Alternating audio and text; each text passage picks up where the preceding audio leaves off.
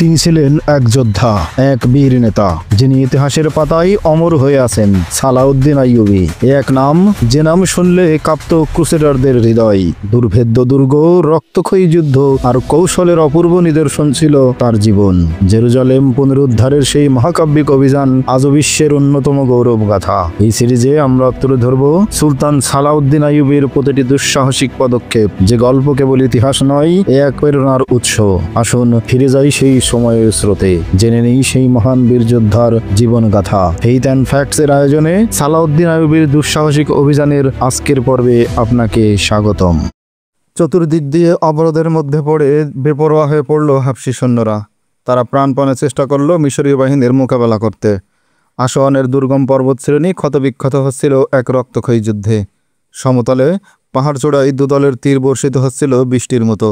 এবার ময়দানে নেমে এলো অশ্বারোহী বাহিনী। পাহাড়ের পাদদেশে যুদ্ধের নতুন ময়দান তৈরি করল অশ্বারোহীরা।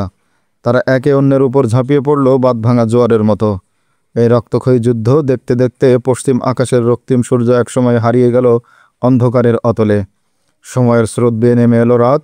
এই রাত হাবশীদের অন্তরে ভয় এবং আতঙ্কের এক চরম বিভীষিকা ছড়িয়ে দিল। জড়সড় হয়ে আত্মরক্ষায় ব্যস্ত হয়ে গেল ওরা। অপরদিকে মিশরীয় বাহিনীকে পেট্রোল ভেজা অগ্নিবোমা নিক্ষেপ করার আদেশ দিলেন তকিউদ্দিন। তারা স্থানে স্থানে অগ্নিবোমা নিক্ষেপ করতে লাগল। এরপর অগ্নিবোমার আলোতে দেখে দেখে শুরু করলো অগ্নিতীর নিক্ষেপ। রাতের অন্ধকার আলোকিত হয়ে উঠল চারিদিকের অগ্নিশিখায়। এই আলোতেই যুদ্ধ চলল রাতভর। তখনও ভোরের আলো ফুটে ওঠেনি। হাবশীরা একেবারে নীরব হয়ে গেল। তারা মাটির তলের ফেরাউনের মহলগুলোতে গিয়ে লোকালো। মিশরীয় বাহিনী সেই সব গোপন কক্ষে তল্লাশি চালিয়ে বহু কষ্টে তাদের বিতাড়িত এবং বন্দী করল। সকাল হলো। আলীকিন্দির লাশ পাওয়া গেল মাঠের এক কোনায়। কোনো তীর বা তলোয়ারের আঘাতে মারা যায়নি সে, নিজের তলোয়ার দিয়ে আত্মহত্যা করেছে। কয়েকজন সুদানি কমান্ডার এবং খ্রিস্টান উপদেষ্টা ধরা পড়ল। হাবশী যুদ্ধবন্দীর সংখ্যা ছিল 1000-এরও বেশি। সুলতান তকিউদ্দিন যুদ্ধের ময়দান থেকে সুলতান আইয়ুবীর কাছে এই সাফল্যের সংবাদ দিয়ে এক কাসেদকে পাঠিয়ে দিলেন। তাকে বললেন, সুলতান নিশ্চয়ই খুব পেরেশান আছেন। তাকে জলদি গিয়ে এখানকার সংবাদ পৌঁছে দাও। তাকে বলবে আল্লাহ তার বান্দাদের বিজয় দান করেছেন। মুসলিম বিশ্বের যে এলাকায় আজ সিরিয়ার এক শ্রেণীর মুসলমান লেবাননি খ্রিস্টানদের সাথে মিলে ফিলিস্তিনের স্বাধীনতাকামীদের সামরিক শক্তি বলে স্তব্ধ করে দিতে চাচ্ছে, সেখানে 800 বছর আগে এক শ্রেণীর মুসলমান শাসক সুলতান নুরুদ্দিন জঙ্গির 9 বছরের সন্তানকে সামনে রেখে খ্রিস্টানদের সাহায্য এবং সহযোগিতায় সুলতান সালাউদ্দিন আইয়ুবীর বিরুদ্ধে সামরিক জোট গঠন করেছিল। অথচ নুরুদ্দিন জঙ্গির একমাত্র অনুসারী মুসলিম হিতৈষী ছিলেন সুলতান সালাউদ্দিন আইয়ুবী। খ্রিস্টানদের ষড়যন্ত্রের শিকার হয়ে মুসলমানরা এই মুসলমানদের রক্তপিপাসু হয়ে উঠেছিল। সে সময় ফিলিস্তিন ছিল খ্রিস্টানদের অধিকারে, আস্থার কর্তৃত্ব অভিশপ্ত ইহুদিদের হাতে। সুলতান আইয়ুবী মুসলমানদের সেই প্রথম কেবলা বাইতুল মুকাদ্দাসকে খ্রিস্টানদের কবল থেকে মুক্ত করার শপথ নিয়ে জিহাদে নেমেছিলেন। তার মনে দুর্মর স্বপ্ন, মসজিদুল আকসায় 2 রাকাত নামাজ পড়া। খ্রিস্টানরা তার জিহাদের মোকাবেলায় ফিলিস্তিন ধরে রাখতে পারত না, কিন্তু ফিলিস্তিন উদ্ধারের পথে মুসলমানরাই তার বাধা হয়ে দাঁড়ালো। ফিলিস্তিন স্বাধীনতাকামীরা বাইতুল মুকাদ্দাস মুক্ত করার জন্য মাথাছাড়া দিয়ে উঠলে সিরিয়ার মুসলমানরা তাদেরকে তোপের তলোয়ার দিয়ে গুড়িয়ে দিয়েছিল। আজও একই ঘটনার পুনরাবৃত্তি ঘটছে। খ্রিস্টান সমর্থিত ইহুদিদের কবল থেকে বাইতুল মুকাদ্দাস মুক্ত করার জন্য জিহাদরত মুজাহিদরা মুসলিম বিশ্বের শাসকদের আনুকূল্য থেকে বঞ্চিত। পরাশক্তি আমেরিকার জুজুর ভয়ে কাঁপছে সব ভেড়ার দল। অথচ একদিনের জন্য যদি মুসলিম বিশ্ব এক হতে পারত, তবে পাল্টে যেত পৃথিবীর চেহারা। বিশ্বের মুসলমানদের দুর্ভাগ্য, তারা এমন এক লোককে শাসক বানায় যারা আল্লাহর চাইতে আমেরিকাকেই ভয় করে বেশি। 1175 সালের মার্চ মাস। সুলতান সালাউদ্দিন আইয়ুবীর পার্বত্য এলাকা আররিস্তান পর্বতমালার এক জায়গায় ক্যাম্প করে তার সামরিক উপদেষ্টা এবং কমান্ডারদের নিয়ে পরবর্তী পদক্ষেপ কিভাবে কোথায় নিয়ে যায় সেই বিষয়ে পরামর্শ করছিলেন। তিনি হলবের অবরোধ উঠিয়ে খ্রিস্টান সম্রাট রিমান্ডের মোকাবেলা করতে ছুটে এসেছিলেন এখানে। কিন্তু আইয়ুবীর সাথে যুদ্ধ না করেই কৌশলে সরে যায় রিমান্ড। হলববাসীরা তাদের আমিরদের মিথ্যা প্রচারের বিশ্বাস করে সুলতান আইয়ুবীর বিরুদ্ধে চলে গিয়েছিল। রিমান্ড ফিরে যাওয়ায় সুলতান আইয়ুবী আবার হলব আক্রমণ করে গাদ্দারদের ঘাঁটি ভেঙে দেওয়ার পরিকল্পনা করছিলেন। এমন সময় মিশর থেকে সংবাদ আসে তার সেনাপতি আলীকিন্দি খ্রিস্টান এবং সুদানিদের সাহায্য নিয়ে গোপনে মিশর আক্রমণের প্রস্তুতি নিচ্ছে। এই খবর পেয়ে সুলতান নতুন অভিযানে বেরোনোর আগে মিশরের অবস্থা কোন দিকে যায় বোঝার চেষ্টা করছিলেন। ফলে আররিস্তান থেকে সৈন্য চালানায় বিরত থাকেন তিনি। সুলতান আইয়ুবীর ভাই সুলতান তকিউদ্দিন আলীকিন্দিকে শোচনীয় পরাজিত করেছে এবং আলীকিন্দি আত্মহত্যা করেছে, এ খবর তখনও সুলতানের কাছে এসে পৌঁছেনি। সেজন্য তিনি আরস্তানের পর্বতমালায় তার হেডকোয়ার্টারে অস্থিরভাবে বসেছিলেন। ইসলামের এই মহান খাদেম এবং অনুসারী সবসময় চারিদিকে বিপদ দ্বারা পরিবেষ্টিত থাকতেন। কতিপয় মুসলিম শাসক এবং আমির তার বিরুদ্ধে সামরিক জোট গঠন করে খ্রিস্টানদের সহযোগিতায় তার বিরুদ্ধে ময়দানে নেমে এসেছিল। তাদের তুলনায় সুলতান আইয়ুবের সৈন্য সংখ্যা ছিল নিতান্তই কম, কিন্তু আল্লাহর উপর ভরসা করে জিহাদি জজবা নিয়ে তিনি মোকাবেলা করেছিলেন তাদের। তিনি এমন সব দুঃসাহসিক এবং অভাবিত পদক্ষেপ নিয়েছিলেন যা কারো ধারণা বা কল্পনায় আসেনি কোনোদিন। শত্রুদের ধারণা ছিল এই পাহাড়ি এলাকায় এমন শীত এবং ঠান্ডার মধ্যে যুদ্ধের কোনো চিন্তাই তিনি করতে পারবেন না। পাহাড়ের চূড়ায় চূড়ায় তখন সাদা বরফের পুরো আস্তরণ। এই বরফের রাজ্যে যুদ্ধ করার মতো শারীরিক এবং মানসিক ট্রেনিং নিয়েই সুলতান আইয়ুবী ময়দানে নেমেছিলেন। আইয়ুবের সৈন্যদের এমন দুঃসাহসিক পদক্ষেপ প্রতিপক্ষের সৈন্যদের মনে ভয়ের কাঁপন জাগিয়ে দিয়েছিল। তাদের একটাই ভরসা, সংখ্যায় তারা অনেক বেশি, কিন্তু তারপরেও তাদের মনে মাঝে মাঝে ব্যর্থতার আশঙ্কা জাগত। সুলতান আইয়ুবী আশঙ্কা করছিলেন সম্রাট রিমান্ড হয়তো রাস্তা পরিবর্তন করে অন্য কোনো পথে ফিরে এসে আক্রমণ চালাতে পারে। আর রিমান্ড আশঙ্কা করছিল তিনি রাজধানীতে নেই এই খবর পেয়ে সুলতান আইয়ুবী হয়তো তার রাজ্য আক্রমণ করে বসতে পারে। রিমান্ড তার রাজ্যে ফিরে গিয়ে নিজের প্রতিরক্ষা ব্যবস্থা জোরদার করার দিকে মনোযোগ দিল। সুলতান আইয়ুবী যেভাবে তাকে তাড়িয়ে দেন তাতে তিনি সহজেই রিমান্ডের পিছু ধাওয়া করতে পারতেন, কিন্তু সৈন্য কম থাকার কারণে সামনে অগ্রসর হওয়া থেকে বিরত থাকেন আইয়ুবী। আরও একটি কারণ ছিল মিশরে সেনাপতি আলেকিন্দের বিদ্রোহ। তিনি আশঙ্কা করলেন মিশরের অবস্থা যদি আরও খারাপ হয়ে যায় তবে তাকে মিশরে ফিরে যেতে হবে। এরকম একটি আশঙ্কা এবং ভয় থাকায় তিনি রিমান্ডের পিছু ধাওয়া থেকে বিরত থাকেন। তিনি ভয় পাচ্ছিলেন যদি তাকে মিশর ফিরে যেতে হয় তবে এখানকার মুসলমান গাদ্দাররা আবার খ্রিস্টানদের সাথে ঐক্যবদ্ধ হয়ে তার বিরুদ্ধে নতুন করে শক্তি সঞ্চয়ের সুযোগ পেয়ে যাবে। এই অবস্থায় মিশর থেকে কী সংবাদ আসে তার উপরেই নির্ভর করছিল সব কিছু। তিনি তার সেনাপতি এবং উপদেষ্টাদের সাথে মিশরের এই সমস্যা নিয়েই আলোচনা করছিলেন। একসময় প্রহরী এসে সংবাদ দিল কায়রো থেকে কাসেদ এসেছে। তিনি তাকে ভেতরে ডেকে নিতে পারতেন, বরং এটাই ছিল স্বাভাবিক, কিন্তু মিশরের পরিস্থিতি নিয়ে তিনি এতটাই পেরেশান ছিলেন যে খবর পেয়ে নিজেই ছুটে বেরিয়ে এলেন। কাসেদ দীর্ঘ সফরের ক্লান্তি এবং অবসাদ নিয়ে অশ্ববিষ্ট থেকে নেমে সুলতানের তাঁবুর দিকে এগিয়ে আসছিল। সুলতান আইয়ুবী দ্রুত তাঁবুর বাইরে এসে উৎকণ্ঠিত কণ্ঠে জিজ্ঞেস করলেন, ভালো সংবাদ নিয়ে এসেছে তো? অতি উত্তম সংবাদ এনেছি মহতারাম সুলতান। কাসেদ মুহূর্তে ক্লান্তি এবং অবসাদ ঝেড়ে স্বতঃস্ফূর্ত সতেজ কণ্ঠ বলল, আপনার ভাই মহতারাম তকিউদ্দিন সুদানি বাহিনীকে আসোয়ান পর্বত্য অঞ্চলে এমন মার দিয়েছে যে দীর্ঘদিন সুদানের দিক থেকে আর কোনো আশঙ্কা এবং ভয়ের কারণ নেই। আলেকিন্দি আত্মহত্যা করেছে।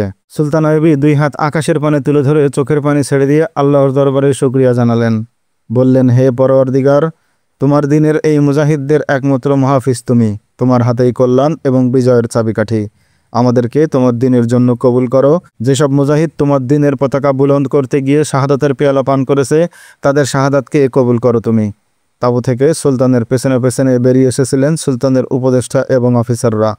সুলতানের সাথে তারাও হাত তুললেন এবং আমিন বলে আল্লাহর শুকরিয়া আদায় করলেন। এরপর কাসেদকে তিনি তাঁবুর মধ্যে নিয়ে গেলেন। সেখানে তার জন্য নাস্তা পানির ব্যবস্থা করা হলো। নাস্তা খেতে খেতে যুদ্ধের বিস্তারিত বিবরণ দিচ্ছিল সে। সুলতান জিজ্ঞেস করলেন, তোমাদের সৈন্যের হতাহতের সংখ্যা কত? 327 জন শহীদ হয়েছেন। কাসেদ উত্তর দিল, 500-ও বেশি আহত। শত্রুদের সমস্ত সামরিক অস্ত্রশস্ত্র আমাদের হাতে এসেছে। সুদানি কমান্ডার এবং খ্রিস্টান উপদেষ্টা ছাড়াও 1210 জন হাবশি সৈন্য যুদ্ধবন্দী হয়েছে। এরপর কাসেদ সুলতানের দিকে তাকিয়ে জিজ্ঞেস করল, মোহতারাম তকি জানতে চেয়েছেন যুদ্ধবন্দীদের ব্যাপারে আপনার আদেশ কী? খ্রিস্টান উপদেষ্টা এবং সুদানি সেনাপতিদের কয়েদখানায় রাখো আর হাবশি বন্দীদের আসোয়াদ পর্বত অঞ্চলে নিয়ে যাও। আসোয়ান পাহাড়ের যেখানে যেখানে লুকিয়ে এড়ানোর স্থান আছে সেসব কামরা এবং গুহা পাথর দিয়ে ভরাট করাও। পাহাড় কেটে ফেরাউনরা যেসব মাটির মহল বানিয়েছিল সেগুলো ভরিয়ে দাও পাথর দিয়ে। এসব কাজে ব্যবহার করো হাবশি বন্দীদের। যদি কোথাও পাহাড় কাটা বা খোদাই করার প্রয়োজন হয় সেই কাজও হাবশিদের দিয়ে করিয়ে নাও, যাতে পাহাড়ে কোনো গহ্বর এবং ভিতরে কোনো মহল না থাকে। তকিউদ্দিনকে বলবে কয়েদিদের সাথে যেন মানবিক ব্যবহার করে। যে যতটুকু কাজ করতে সক্ষম তাতে ঠিক ততটুকু কাজে খাটাবে। কোনো বন্দী যেন ক্ষুধার্ত এবং কৃপাশায়ী না থাকে। ওরা বন্দী শুধু এজন্যই ওদের সাথে কর্কশ আচরণ এবং মন্দ ব্যবহার করবে না। আসোয়ান পাহাড়ের পাদদেশে তাঁবুটা নিয়ে উন্মুক্ত বন্দিখানা বানিয়ে নাও। ওদের আহার এবং বাসস্থানের ব্যবস্থা করো সেখানে। আর যদি সুদানিরা যুদ্ধবন্দীদের ফেরত চায় তবে আমাকে জানাবে। আমি নিজেই ওদের সাথে বিনিময় মূল্য এবং শর্ত নির্ধারণ করব। এরপর সুলতান কাসেদকে বললেন, তকিউদ্দিনকে বলবে আমার বিশেষ সেনা সাহায্য প্রয়োজন। এজন্য নতুন সৈন্য ভর্তির কাজ দ্রুত এবং জোরদার করতে হবে। সামরিক ট্রেনিং পুরোদমে চালিয়ে যাবে। চারিদিকে গোয়েন্দাদের জাল বিছিয়ে রাখতে বলবে আলীকে। আলীকেন্দির মতো যোগ্য এবং বিশ্বাসী সেনাপতি যদি বিশ্বাসঘাতক হতে পারে, তবে যে কেউ যে কোনো সময় গাদ্দার হয়ে যেতে পারে। শয়তান বসে নেই, আমাকেও গাদ্দার বানানোর জন্য সে সবসময় চেষ্টা করবে। তাই সবসময় সতর্ক থাকতে হবে আমাদের। কারো উপরেই ভরসা করে চোখ কান বন্ধ রাখা যাবে না। এই ব্যাপারে আলী বিন সুফিয়ানকে আরও সতর্ক এবং সাবধান থাকতে বলবে। মিশর থেকে সৈন্য সাহায্য না আসা পর্যন্ত কোনো বিরাট ঝুঁকি না নেওয়াই উত্তম হবে। সুলতান আইয়ুবী কাসেদকে ফেরত পাঠানোর পর তার সেনাপতিদের বললেন, এখন পর্যন্ত আমরা যে সফলতা পেয়েছি তার প্রতিরক্ষার দিকে নজর দেওয়া দরকার। বর্তমানে আমাদের সবচেয়ে বড় শত্রু তোমাদের ভাই হলবে আল মালিকুস সালেহ তোমাদের গর্দান কাটার জন্য বসে আছে। হারান কেল্লায় গুমস্তকিন সৈন্য প্রস্তুত রেখেছে তোমাদের জন্য। মোসালের সাইফুদ্দিন তোমাদের বিরোধী। এই তিন শক্তি এক হয়ে যদি আমাদের বিরুদ্ধে ময়দানে নামে, আমাদের পক্ষে তাদের মোকাবেলা করা কঠিন হয়ে যাবে। রাজা রিমানকে আমরা পিছু হটিয়ে দিয়েছি, কিন্তু সে তো এই অপেক্ষায় বসে আছে মুসলমানরা নিজেদের মধ্যে বিবাদ করে শক্তি ক্ষয় করুক, তারপর সে ওখান থেকে ফায়দা লুটবে। আল মালিকুস সালেহ, সাইফুদ্দিন এবং গুমস্তগিনকে ইসলামের সঠিক পথে ফিরিয়ে আনা যায় কিনা এটা একটা চেষ্টা করলে কেমন হয়, বলল এক সেনাপতি। না, সুলতান আইয়ুবী বললেন, যেসব ব্যক্তি তাদের মন, মগজ এবং বিবেক সত্য থেকে একেবারে বিচ্ছিন্ন এবং বিমুখ করে নিয়েছে, আল্লাহর গজব এবং শাস্তি ছাড়া তাদের ভাগ্যে আর কিছু নেই। আমি কি এই বিষয়ে চেষ্টা করিনি? তার উত্তরে তারা আমাকে হুমকি দিয়েছে। আবার যদি আপোষের জন্য দূত পাঠাই, তবে তারা ভাববে এবং বলবে সালাউদ্দিন এখন যুদ্ধ করতে ভয় পাচ্ছে। আমি ওদের আর এমন অভিযোগ করার সুযোগ দেব না। আমি এখন ওদের উপরে আল্লাহর গজব এবং অভিশাপ হয়ে আঘাত হানতে চাই। আর আল্লাহর সেই গজব হচ্ছ তোমরা এবং তোমাদের দুর্ধর্ষ সৈন্যদল। তিনি আফসোস করে বললেন, তোমরা তো হলব অবরোধ করেছিলে, দেখেছ হলবের মুসলমান কেমন বীরের মতো লড়ছিল। তোমরা কি সে কথা ভুলতে পারবে? তারা আমাদের বিরুদ্ধে যুদ্ধ করছে, কিন্তু তাদের মনোবল দেখে প্রশংসা না করে পারি না। এমন জান কবুল করে যুদ্ধ শুধু মুসলমান জাতিই করতে জানে। হাই, যদি এই শক্তি ইসলামের জন্য ব্যয় হতো তবে কতই না কল্যাণকর হতো। তোমরা জানো আমি রাজ্য বিস্তারের জন্য যুদ্ধ করছি না। আমার উদ্দেশ্য শুধু মুসলিম বিশ্বকে ঐক্যবদ্ধ করা, বিভিন্ন মুসলিম শক্তিকে সংহত করে ফিলিস্তিন মুক্ত করা। আমি মুসলিম বিশ্বের সম্প্রসারণ চাই, বিস্তৃতি চাই। আমরা এ ব্যাপারে নিরাশ নই। এক সেনাপতি বলল, নতুন রিক্রুট চলছে। দামেস্কের যুবকরাও দলে দলে ভর্তি হচ্ছে সৈন্য ফৌজে। মিশর থেকেও সেনা সাহায্য আসছে। ওদের নিয়ে আমরা আপনার প্রতিটি আশা পূরণ করব ইনশাআল্লাহ। কিন্তু আমি আর কতদিন দুনিয়ায় বেঁচে থাকব? সুলতান আইয়ুবী বললেন, আর তোমরাই বা কতদিন বাঁচবে? তুমি যে নতুন রিক্রুটের কথা বলছো, এটা অবশ্যই আশার কথা, কিন্তু দূরদর্শিতা ভিন্ন জিনিস। তোমাকে কেবল নিজের শক্তির দিকেই তাকালে চলবে না, দেখতে হবে প্রতিপক্ষের শক্তিও। শয়তানের দলও বড় হচ্ছে, তাদেরও পরিধি বাড়ছে। আমার সেই প্রিয় বন্ধু, যার উপর আমার এত বিশ্বাস এবং ভরসা ছিল, শেষে সেও খ্রিস্টানদের জাদুর ফাঁদে পা দিয়ে শেষ হয়ে গেল। তোমরা তো জানো আলীকিন্দি তোমাদের কত বিশ্বস্ত বন্ধু ছিল। সেই আলীকিন্দি সুদান থেকে হাফসি সৈন্য এনে গোপনে মিশর জয় করে নিজেই তার শাসনকর্তা হতে চাইবে। এটা কি কোনোদিন তোমরা ভাবতে পেরেছিলে?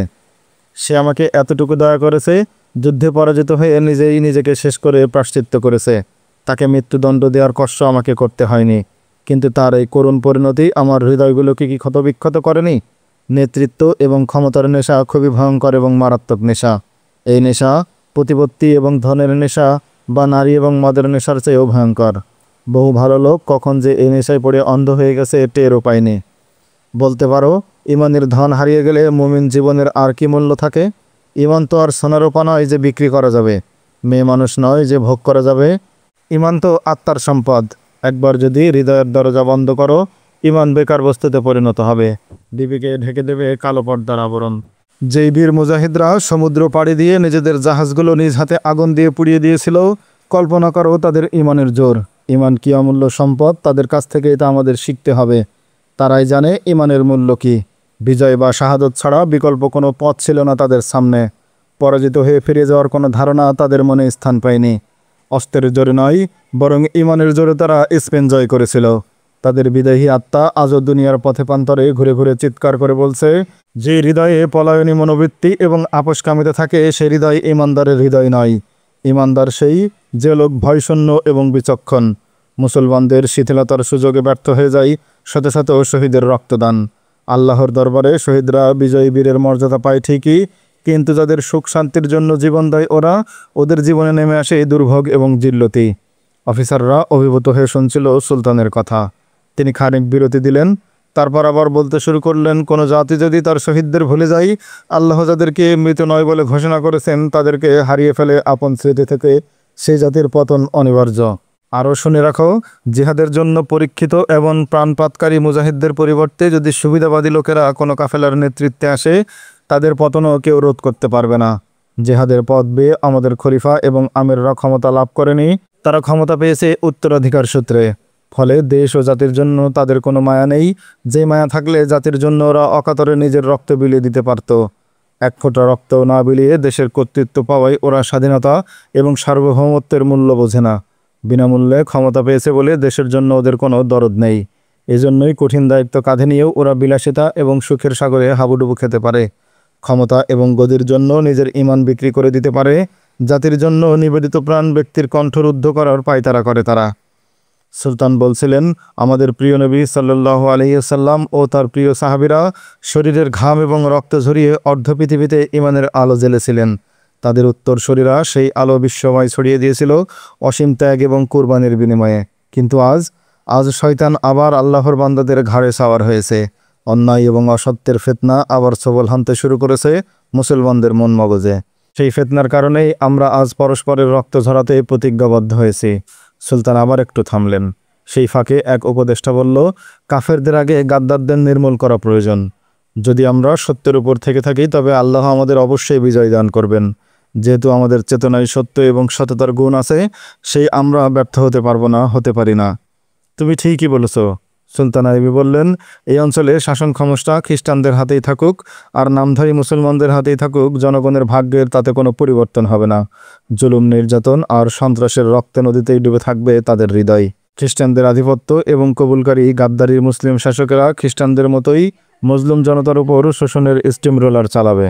সুলতান আইবি ঠিকই বলেছিলেন। পরবর্তীতে ইতিহাসে আমরা তার অসংখ্য নজির দেখেছি। স্পেনে মুসলমানদের পতন হলো কেন? হয়তো অনেকেই বলবে কাফেরদের ষড়যন্ত্রের কারণে, কিন্তু তাদের ষড়যন্ত্র সফল হলো কিভাবে? সফল হলো মুসলমানরা নিজেদেরই কাফেরদের ষড়যন্ত্রের বস্তু এবং অস্ত্রে পরিণত হয়েছিল বলে। মুসলমানরা তাদের দোসর হিসেবে কাজ না করলে, গাদ্দাদের মূল্য এবং পুরস্কার না নিলে স্পেনে মুসলমানদের পতন হতো না। জিন্দাদিল ইমানদার শহীদদের রক্তের বিনিময়ে স্পেনে যে ইসলামের বিজয় নিশান উড়েছিল, সেই নিশান ধুলোয় লুটিয়ে পড়েছিল আবু আবদুল্লার মতো গাদ্দারদের কারণে। কাফের এবং খ্রিস্টানরা মুসলিম আমিরদের ধন সম্পদ এবং ইউরোপের সেরা সুন্দরীদের ভেট দিয়ে তাদেরকে হস্তগত করেছিল। তাদের প্রচারণায় তারা নিজেদের সেনাবাহিনীকেও অপ্রয়োজনীয় মনে করেছিল। দেশের জনগণ এবং ইমানের আলোয় আলোকিত মুজাহিদরা যখন এই আত্মঘাতী পদক্ষেপের বিরোধিতা করল, তখন সেই বিলাসপ্রিয় নেতারা তাদেরকেই অপরাধী সাব্যস্ত করেছিল। এভাবেই খ্রিস্টানরা মুসলমানদের দিয়ে ইসলামের পতাকাবাহী কাফেলাকে স্তব্ধ করে দিয়ে পরে সেই গাদ্দার নেতৃবৃন্দ এবং চেতনাহীন মুসলমানদেরকে স্পেনের মাটি থেকে উচ্ছেদ করে তাদের রক্তে ধোয়া মাটিতে খ্রিস্টান রামরাজ্যের রাজ্য গড়ে তুলেছিল। সুলতান আইবির ইমানি চেতনাদীপ্ত এক মুজাহিদি ছিলেন না, তিনি ছিলেন অসম্ভব প্রতিভাধর এক সমর বিশারদ। তিনি তার সেনাবাহিনীকে এমনভাবে বিন্যস্ত করে রেখেছিলেন, তার দখলকৃত কোনো কেল্লাতে শত্রুরা আক্রমণ করার কথা চিন্তা করতে পারছিল না। আইয়ুবের অগ্রযাত্রা প্রতিহত করতে প্রতিপক্ষ যেমন প্রতিরোধ গড়ে তুলছিল নিজেদের শক্তি এবং ক্ষমতা অনুযায়ী, তেমনি তৎপর ছিলেন সুলতান আইয়ুবও। কেল্লাতে তিনি অসংখ্য সৈন্য মোতায়েন করে রাখলেন, কারণ তিনি কেল্লার মধ্য থেকে যুদ্ধ করার পক্ষপাতী ছিলেন না। এর পরিবর্তে পাহাড়ি এলাকার সমস্ত রাস্তা এবং প্রান্তরে এবং পর্বত চূড়ায় তীরন্দাজদের তিনি বসিয়ে রেখেছিলেন। যেসব রাস্তা সরু, তার পাশে পাহাড়ের চূড়ায় ভারী পাথর লোক বসিয়ে রেখেছিলেন, শত্রুরা কাছে এলে তাদের উপর যেন পাথর গড়িয়ে দেওয়া যায়। দামেস্ক সহ বিভিন্ন পথে কমান্ডো সৈন্যদের বসিয়ে রেখেছিলেন, শত্রুরা যে কোনো হামলা মোকাবেলা করার জন্য। হিম্মতের সর্বোচ্চ এবং প্রশস্ত সিংহটি ছিল টিলার মতো। টিলার চূড়াটি সিংহের মতো দুই দিকে বিভক্ত হয়ে গিয়েছিল। সেটাকে সুলতান আইবি একটা ফাঁদ বানালেন। সেনাপতিদের বুঝিয়ে দিলেন শত্রু বাইরে থেকে যুদ্ধ করলে কিভাবে এই ফাঁদ ব্যবহার করে শত্রুদের শায়েস্তা করতে হবে। সুলতান আইবির সমস্ত এলাকা এমনভাবে নিজেদের নিয়ন্ত্রণে নিয়ে নিলেন, শত্রুদেরকে ইচ্ছেমতো তিনি যে কোনো দিকে হাঁকিয়ে নিতে পারেন। এছাড়া তিনি কমান্ডো বাহিনীকে ছোট ছোট দলে বিভক্ত করে দূর দূরান্তে টহলের জন্য পাঠিয়ে দিলেন। অন্যদিকে সুলতানের গোয়েন্দা বিভাগও ছিল সমান সক্রিয়। সমগ্র এলাকায় যেমন গোয়েন্দারা ছড়িয়েছিল, তেমনি সক্রিয় ছিল শত্রুদের কেল্লার মধ্যেও। তারা দুশমনের প্রতিটি গতিবিধির সংবাদ তাৎক্ষণিকভাবে সুলতানকে পাঠানোর ব্যবস্থা করে রেখেছিল। গোয়েন্দা মারফত তিনি জানতে পেরেছিলেন তথাকথিত খলিফা আল মালিকুস সালেহ এবং তার গভর্নর হারান কেল্লার অধিপতি গুমস্তগিন এবং মুসালের শাসক সাইফুদ্দিনকে সাহায্যের জন্য ডেকে পাঠিয়েছেন। জানা গেছে তারা উভয়ই কিছু শর্ত আরোপ করে সাহায্য দিতে রাজি হয়েছে। এসব শর্ত না মানলে তারা খলিফার ডাকে সাড়া দেবে না। গোয়েন্দা কথাও জানিয়েছে এসব মুসলমান শাসক এবং আমিররা প্রকাশ্যে ঐক্যবদ্ধ থাকলেও তাদের অন্তরে পরস্পরের বিরুদ্ধে রয়েছে প্রতিদ্বন্দ্বিতার মনোভাব। প্রত্যেকেই যুদ্ধ করে নিজের রাজ্য এবং এলাকা বাড়ানোর চেষ্টার জন্য। আর খ্রিস্টানরা তাদেরকে সাহায্য দেওয়ার চেয়ে উৎসাহ দিয়ে দায়িত্ব শেষ করতে চায়। বিশেষ করে খ্রিস্টানদের আগ্রহ হচ্ছে যে করেই হোক মুসলমানরা যেন একে অন্যের সাথে সংঘাতে লিপ্ত হয়ে থাকে। শামস বক্ত এবং সাদ বক্তের কোনো সংবাদ এখনও আসেনি? হাসান বিন আবদুল্লাহকে জিজ্ঞেস করলেন সুলতান। নতুন কোনো খবর নেই। হাসান বিন আবদুল্লাহ উত্তর দিলেন, তারা খুব সাফল্যের সাথে এই কাজ করছে। গুমাস্তগিন কোনো অ্যাকশনে গেলে এই দুই সেনাপতিই সামাল দিতে পারবে বলে আমি মনে করি। আলী বিন সুফিয়ানের সহকারী হাসান বিন আবদুল্লাহ সুলতান আইয়ুবের বর্তমান অভিযানের গোয়েন্দা সংস্থার প্রধান হিসেবে দায়িত্ব পালন করছিলেন। আলী বিন সুফিয়ানকে সুলতান রেখে এসেছিলেন তার অনুপস্থিতিতে বিশেষভাবে মিশরের নিরাপত্তার দিকে খেয়াল রাখার জন্য। মিশরের বাইরে দামেস্ক এবং অধিকৃত অঞ্চলের দায়িত্ব ছিল হাসানের উপর। সুলতান আইয়ুবী হাসানের সাথে যে শামস বক্ত এবং সাদ বক্তকে নিয়ে আলোচনা করছিলেন, এরা দুজনেই ছিল গুমাস্তগিনের সেনাপতি। গুমাস্তগিন সম্পর্কে আগেই বলা হয়েছে, লোকটা ছিল শয়তান প্রকৃতির। দায়িত্ব এবং পদমর্যাদায় সে একাধারে প্রাদেশিক গভর্নর এবং হারান দুর্গের অধিপতি। আইয়ুবীর অভিযানের খবর পেয়েই সে কেল্লার সৈন্যদের সংযত করে কেল্লার ভেতরে এবং বাইরে প্রচুর সৈন্য সমাবেশ ঘটালো। খেলাফতের অধীন এবং খলিফার আদেশে বাধ্য এবং অনুগত হওয়ার পরও সে তার নিজস্ব রাজনীতি এতটাই সক্রিয় ছিল যে রাজনীতিতে তার মতো ধুরন্ধর এবং দক্ষ সেখানে আর কেউ ছিল না। চতুর রাজনীতিবিদ হিসেবে সে এতটাই মশহুর ছিল যে স্বয়ং খলিফাও তাকে ঘাটাতে সাহস পেত না। খলিফার অনুমোদন ছাড়াই সে এমন সব গুরুত্বপূর্ণ সিদ্ধান্ত নিত, স্বাভাবিকভাবে কোনো গভর্নর বা কেল্লার প্রধান তা নিতে পারত না। সে গোপনে খ্রিস্টানদের সাথে আলাদাভাবে মৈত্রী চুক্তি করে রেখেছিল। এই মৈত্রী চুক্তির পিছনে ছিল এক বিরাট ইতিহাস। ভাগ্যের বিরল সহায়তা ছিল এবং এই চুক্তির পিছনে মরহুম নুরুদ্দিন জঙ্গির যুদ্ধবন্দী খ্রিস্টানদের মধ্যে ছিলেন রাজা রিজনেল্ড। নুরুদ্দিন জঙ্গির ওফাতের সময় রাজা রিজনেল্ড বন্দী ছিলেন তার কেল্লায়। সুলতান নুরুদ্দিন জঙ্গির মৃত্যুর পর গুমাস্তগিন খ্রিস্টানদের সাথে বন্ধুত্ব করার আশায় কারো আদেশ বা পরামর্শ ছাড়াই গোপনে সমস্ত খ্রিস্টান কয়েদিদের মুক্ত করে দেয়। বিনিময়ে তাদের কাছে দাবি করে শুধু বন্ধুত্ব। বন্দি মুক্তির বিনিময়ে সে মুক্তিপণ আদায় করতে পারত এবং খ্রিস্টানরা খুশি মনেই তা দিতে রাজিও হতো। কিন্তু সে টাকা কড়ি সোনাদানা কিছুই না নিয়ে কেবল তাদের বন্ধুত্বের দাবি জানায়। তার এই আচরণে সম্রাট রিজনেল্ড এবং অন্যান্য বন্দী খ্রিস্টানরা সন্তুষ্ট হয়ে অঙ্গীকার করে আইয়ুবীর মোকাবেলায় যখন তার সাহায্যের দরকার হবে তখন তারা তাকে সর্বতোভাবে সহযোগিতা করবে। এই আশ্বাসটুকুই ছিল তার সবচেয়ে বড় চাওয়া পাওয়া। তার দুই সেনাপতি বুদ্ধি, যোগ্যতা এবং রণকৌশলে খুবই পারদর্শী। গুমাস্তগিন তাদের খুব বিশ্বাস করত। এরা ছিল দুই আপন ভাই। একজনের নাম শামস বক্ত, অন্যজনের নাম সাদ বক্ত। এরা ছিল ভারতীয় মুসলমান। ঐতিহাসিক কামালউদ্দিন তার আরবি গ্রন্থ তারিখুল হলব এ এদের কথা বিশেষভাবে উল্লেখ করেছেন। তিনি লিখেছেন, এরা দুজনেই একই মায়ের সন্তান ছিল। নুরুদ্দিন জঙ্গির শাসনকালে ভারত থেকে ওরা বাগদাদে আসে। জঙ্গি তাদের যোগ্যতা এবং ইমানদারি দেখে সেনাবাহিনীর উচ্চ পদে নিয়োগ দান করেন। জঙ্গির মৃত্যুর সময় ওরা হারান দুর্গে ছিল। কাজী বাহাউদ্দিন সাদ্দাতও তার ডায়েরিতে এদের নাম উল্লেখ করেছেন। আরবি ভাষায় কারো নামের সাথে পিতার নাম উল্লেখ থাকে, সেজন্য এই দুই ভাইয়ের নাম এভাবে উল্লেখ আছে, শামস বক্ত ইবনে রেজা এবং সাদ বক্ত ইবনে রেজা। কিন্তু রেজা কে ছিলেন তার কোনো উল্লেখ কোনো ইতিহাসে নেই। ইতিহাসে এদের দুজনের নাম উল্লেখ করার কারণ একটি বিশেষ ঘটনা। চাঞ্চল্যকর এই ঘটনাটি ছিল সমসাময়িক ইতিহাসের খুবই উল্লেখযোগ্য এবং তাৎপর্যময়। এর সুবাদেই তারা ইতিহাসের অংশ হয়ে গেল। ঘটনাটা হচ্ছে, হারানে কার্যত স্বৈরাচারী শাসক গুমাস্তগিন শাসনে চলত।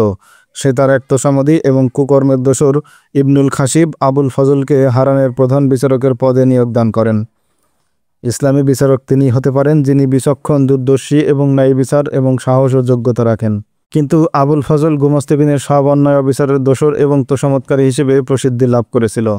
বিচারের নামে তার অবিচারের অসংখ্য কাহিনী সেনাপতি শামস বক্ত এবং সাদ বক্ত জানত, কিন্তু তারা সামরিক বিভাগের লোক বলে উভয়ই এই ব্যাপারে নীরব থাকে। বিচার বিভাগ তাদের এখতিয়ারভুক্ত নয় বলে এসব অবিচারের বিরুদ্ধে তাদের করার কিছুই ছিল না। স্বভাবতই তারা তার প্রতি অসন্তুষ্ট ছিল, কিন্তু এই ব্যাপারে মুখ ফুটে কখনোই কিছু বলেনি। গুমাস্তগিনের উপর এই কাজের যেমন প্রভাব ছিল তেমনি প্রভাব ছিল ওই দুই সেনাপতির, কারণ তাদের যোগ্যতা এবং ব্যক্তিত্বই ছিল প্রভাব বিস্তারকারী। সুলতান আইয়ুবী নুরুদ্দিন জঙ্গির মৃত্যুর পর যখন মাত্র 700 অশ্বারোহী নিয়ে মিশরের সাথে সিরিয়াকে একত্রীভূত করলেন, তখনই তিনি সিরিয়ার বিভিন্ন রাজ্য এবং পার্শ্ববর্তী দেশগুলোতে তার ঝানু গোয়েন্দাদের পাঠিয়ে দিয়েছিলেন। জঙ্গির মৃত্যুর সময় পর্যন্ত সেসব ইসলামী খেলাফতের অধীনে ছিল। তাদের অনেকেই তাদের মৃত্যুর পর নিজেদেরকে স্বাধীন সুলতান হিসেবে ঘোষণা দিয়ে বসে। গোমস্তাগিন কার্যত স্বাধীনতা ঘোষণা না করলেও কার্যত স্বাধীনভাবেই শাসন কার্য নির্বাহ করছিল। সুলতানা আইবি যখন আররিস্তানের পাহাড় চূড়ায়, তখনকার ঘটনা। এই সময় আইয়ুবের এক তুর্কি গোয়েন্দা আত্তানুস হারানে গিয়ে পৌঁছে। সে খুবই সুশ্রী এবং সুন্দর চেহারার যুবক ছিল। তুর্কি ভাষা ছাড়াও সে ভালো আরবি বলতে পারত। সে গোমস্তাগিনের কাছে গিয়ে তার জীবনের এক করুণ কাহিনী তুলে ধরল। সে গোমস্তাগিনকে বলল তার পরিবার পরিজন এবং বংশের লোকেরা সবাই জেরুজালেমে বাস করত। জেরুজালেম তখন খ্রিস্টানদের অধিকারে। খ্রিস্টানরা মুসলমানদের উপর অমানসিক অত্যাচার এবং উৎপীড়ন শুরু করেছিল। যাকে ইচ্ছা ধরে নিয়ে গিয়ে বেগার খাটাচ্ছিল। সে বলল, আমার 2টি বোন ছিল অসাধারণ সুন্দরী। একদিন খ্রিস্টানরা আমার 2 বোনকেই একসাথে তুলে নিয়ে গেল। আমি তখন বাড়ি ছিলাম না। বাড়ি এসে দেখতে পাই আমার ভাই এবং বাবাকেও ওরা ধরে নিয়ে গেছে বেগার খাটাতে। যখন বুঝলাম ধরতে পারলে আমাকে ওরা বেগার ক্যাম্পে নিয়ে যাবে, তখন আমি দেশ ছেড়ে পালিয়ে আসি। এখন আমার কোনো আশ্রয় নেই, ঠিকানা নেই, বাসের মতো কোনো সঙ্গতিও নেই। এখন আমার একটি কাজ দরকার। গোমস্তাগিনকে সে আরও বলল, আমার পরিবারের উপর যে অত্যাচার করা হয়েছে আমি তার প্রতিশোধ নিতে চাই। আমি সেনাবাহিনীতে ভর্তি হতে চাই। তার অবস্থা এমন করুণ দেখাচ্ছিল, দেখে মনে হচ্ছিল জেরুজালেম থেকে সে পায়ে হেঁটে এত দূর চলে এসেছে। ক্ষুধা এবং ক্লান্তিতে তাকে আদমরা দেখাচ্ছিল। গোমস্তাগিন গভীর দৃষ্টিতে তাকিয়ে দেখল এই যুবককে। ক্লান্তি এবং অবসন্নতার মাঝেও তার সুগঠিত শরীর এবং প্রশস্ত বুক বলছিল সৈনিক হিসেবে এই যুবক খুবই চৌকস হবে। তিনি জিজ্ঞেস করলেন, ঘোড়া সওয়ারি এবং তীরন্দাজিতে কোনো অভিজ্ঞতা আছে তোমার? এখন আমার একটু বিশ্রাম এবং খাওয়া প্রয়োজন, ক্লান্ত কণ্ঠে বলল সে। ঘুম থেকে উঠে আমি ইনশাল্লাহ আপনার সব প্রশ্নেরই সন্তোষজনক জবাব দিতে পারবো বলে আশা করি। গোমস্তাগিন এক প্রহরীকে ডেকে তার খাওয়া দাওয়া এবং বিশ্রামের ব্যবস্থা করতে বললেন। খাওয়া দাওয়ার পর দীর্ঘ এক ঘুম থেকে সে উঠল। তখন তার চেহারায় ক্লান্তি এবং অবসাদের কোনো চিহ্ন ছিল না। পরের দিন গোমস্তাগিন দরবার শেষে তাকে নিয়ে প্যারেড গ্রাউন্ডে গেল। সেখানে আগে থেকেই ঘোড়া এবং তীর ধনুক নিয়ে অপেক্ষা করছিল গোমস্তাগিনের এক বডিগার্ড। তিনি ওখান থেকে একটা তীর নিয়ে বললেন, এই নাও, এটা দিয়ে তুমি তোমার পছন্দ মতো যে কোনো একটা লক্ষ্য ভেদ করো। সে তীর হাতে নিয়ে দেখল পাশের একটি গাছের উপর ছোট্ট একটি চড়ুই পাখি বসে আছে। সে ওই পাখিকে নিশানা করল। তীরটি পাখিকে নিয়ে গাছ থেকে একটু দূরে মাটিতে গিয়ে পড়ল। সে আর একটি তীর চাইল। তীর নিয়ে সে অশ্বপৃষ্ঠে উঠল। বলল, ঘোড়া ছুটিয়ে আমি যখন কাছে আসব তখন কোনো জিনিস শূন্য ছুড়ে দেবেন। ঘোড়া নিয়ে ময়দানে ছুটে গেল যুবক। গোমস্তাগিনের বডিগার্ড দৌড়ে গিয়ে একটি খাবার প্লেট নিয়ে এলো। প্লেটটা ছিল চীনামাটির।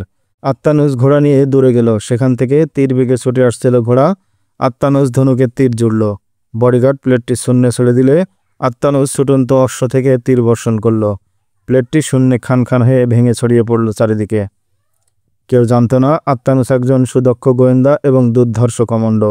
প্রতিটি যুদ্ধাস্ত্রের ব্যবহার যেমন সে পারদর্শী, তেমনি উস্তাদ অশ্ব চালনায়।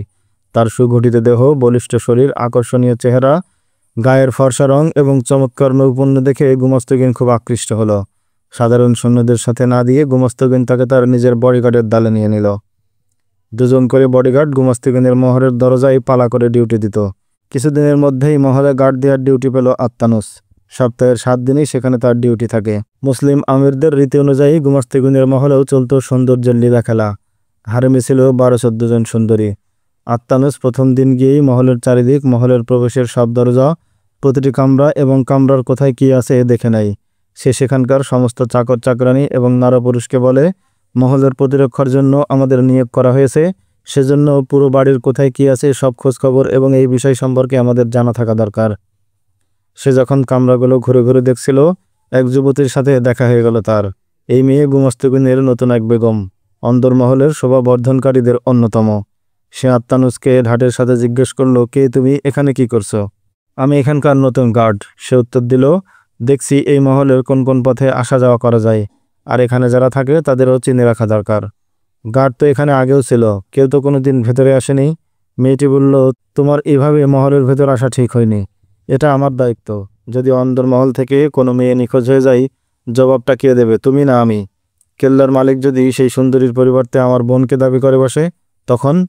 ও, তার অর্থ তুমি এখানে ডিউটি করার সময় নিজের বোনেরও হেফাজতের চিন্তাতেই ব্যস্ত থাকো। ধন্য তোমার বোনেরা, এমন ভাই কজনের ভাগ্যে জোটে। মেয়েটি একটু হেসে কিছুটা তিরস্কারের সুরেই বলল। সঙ্গে সঙ্গে আত্তানুসের চেহারা বেদনায় মলিন হয়ে উঠল। দুঃখ ভারাক্রান্ত স্বরে বলে উঠল, আফসোস, যদি আমি তাদের রক্ষা করতে পারতাম। আমি তো এক নাদান ভাই, যে তার বোনদের জন্য কিছুই করতে পারেনি। মেয়েটির দিকে তাকিয়ে সে আরও বলল, যদি সেদিন আমি তাদের রক্ষা করতে পারতাম তবে তোমাদের নিয়ে দুশ্চিন্তায় আমি এতটা পেরেশান থাকতাম না। তোমাদের নিরাপত্তার চিন্তায় অস্থির হয়ে আমাকে মহলের ভেতরেও আসতে হতো না, আর তুমি আমাকে এ নিয়ে তিরস্কারও করতে পারতে না। মেয়েটি সমবেদনা সুরে বলল, দুঃখিত, আমি বুঝতে পারিনি আমার কথায় তুমি কষ্ট পাবে। আত্মানুস তার চেহারায় উদাস ভাব নিয়ে এসে বলল, আমি আমার বোনদের রক্ষা করতে পারিনি বলেই তোমাদের নিরাপত্তা নিয়ে দুশ্চিন্তায় থাকি। সেও ঠিক তোমার মতোই ছিল, দয়া করে আমাকে আমার কাজে বাধা দিও না। সে অন্ধকারে তীর ছোড়ার মতো মেয়েটির আবেগের উপর যে তীর নিক্ষেপ করলো, সে তীর ব্যর্থ হলো না। মেয়েটি প্রশ্ন করল, তোমার বোনদের কি হয়েছে, কেন তাদেরকে রক্ষা করতে পারলে না? কেউ কি তাদের হাইজ্যাক করে নিয়ে গেছে? যদি ছিনতাইকারী কোনো মুসলমান হতো কিংবা আমার বোন কোনো মুসলমানদের সঙ্গে ভেগে যেত, তবে আমার কোনো আফসোস থাকতো না। সে বলল, মনকে এই বলে প্রমোদ দিতাম, সে তাকে বিয়ে করে নিয়েছে অথবা কোনো আমিরের মহলে আশ্রয় পেয়েছে, কিন্তু আমার একটা নয় দুটো বোনকেই খ্রিস্টানরা ধরে নিয়ে গেছে, আমি তাদের রক্ষা করতে পারিনি। মেয়েটি জিজ্ঞেস করলো, তারা কোত্থেকে কীভাবে হাইজ্যাক হলো? সে জেরুজালেমের সেই কাহিনী এবং তার পানি আসার লোমহর্ষক এক বর্ণনা দিয়ে মেয়েটির আবেগের উপর আঘাত হানল। মেয়েটির চেহারা দেখে বোঝা যাচ্ছিল তার কথার তীর মেয়েটির বুকে ঠিকমতোই বিদ্ধ হয়েছে। সে আরও বলল, আমি সেখান থেকে পায়ে হেঁটে এখানে এসেছি। আমি সৈন্যবাহিনীতে ভর্তি হয়েছি শুধু আমার বোনের নয়, এমন আরও যেসব বোনদের খ্রিস্টানরা লাঞ্ছিত করে তার প্রতিশোধ নিতে। সে মেয়েটিকে আরও অনেক আবেগময় কথা শোনালো। সেসব কথা মেয়েটার অন্তরে গিয়ে বিঁধল। কি করতে চাচ্ছিল আত্মানুস? কেন সেই মেয়েটিকে আবেগের উপর আঘাত করে তার দিকে আকৃষ্ট করার চেষ্টা করলো? জানতে হলে অপেক্ষা করুন আমাদের পরবর্তী ভিডিওর। সেই পর্যন্ত সকলে ভালো থাকবেন। দেখা হবে নতুন ভিডিওতে। আল্লাহ হাফেজ। আসসালামু আলাইকুম ওয়া রাহমাতুল্লাহ।